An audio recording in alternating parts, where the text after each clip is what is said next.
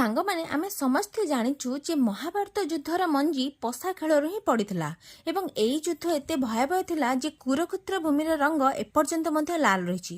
ଯଦିବା ଏହା ମଧ୍ୟରେ 5000ରୁ ଅଧିକ ବର୍ଷ ବିତିଗଲାଣି, କିନ୍ତୁ ପ୍ରଶ୍ନ ଉଠୁଛି ଯେ ଶ୍ରୀକୃଷ୍ଣ ପାଣ୍ଡବମାନଙ୍କ ମିତ୍ର ହୋଇ ମଧ୍ୟ ସେମାନଙ୍କୁ ଜୁଆ ଖେଳିବାକୁ କାହିଁକି ରୋକିନଥିଲେ?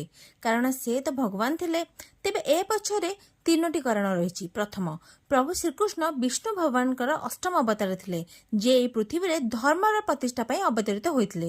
ଯଦି ସେ ଜୁଆ ଖେଳକୁ ରୋକିଥାନ୍ତେ ତେବେ ସେ ଅଧର୍ମୀ କୌରବ ବଂଶ ନାଶ କେମିତି ହୋଇଥାନ୍ତା? ଦ୍ୱିତୀୟ, ପଶା ଖେଳରେ ଧର୍ମରାଜ ଯୁଧିଷ୍ଠିର ଅବିବେକୀ ହୋଇଯାଇଥିଲେ। ତା ନ ହୋଇଥିଲେ ନିଜ ସ୍ତ୍ରୀକୁ ଜୁଆରେ ବାଜି ଲଗାଇ ନଥାନ୍ତେ। ଆଉ ଜଣେ ଅବିବେକୀ ଲୋକ ଭଗବାନଙ୍କର ସାହାଯ୍ୟ କାହିଁକି ଲୋଡ଼ିବ? ଏବଂ ତୃତୀୟ କାରଣ, ଯୁଧିଷ୍ଠିର ଭଗବାନ କୃଷ୍ଣଙ୍କୁ ନ ଡାକିଲା ପର୍ଯ୍ୟନ୍ତ ସେ ସଭାକୁ ଆସିବେ ନାହିଁ ବୋଲି କହିଥିଲେ। ସେଇଥିପାଇଁ ତ ଯେତେବେଳେ ଦ୍ରୌପଦୀ ବସ୍ତ୍ରହରଣ ସମୟରେ ରକ୍ଷା କର ବୋଲି ଡାକିଥିଲେ, ସେତେବେଳେ ହିଁ ପ୍ରଭୁ ଶ୍ରୀକୃଷ୍ଣ ସଭାକୁ ଆସିଥିଲେ।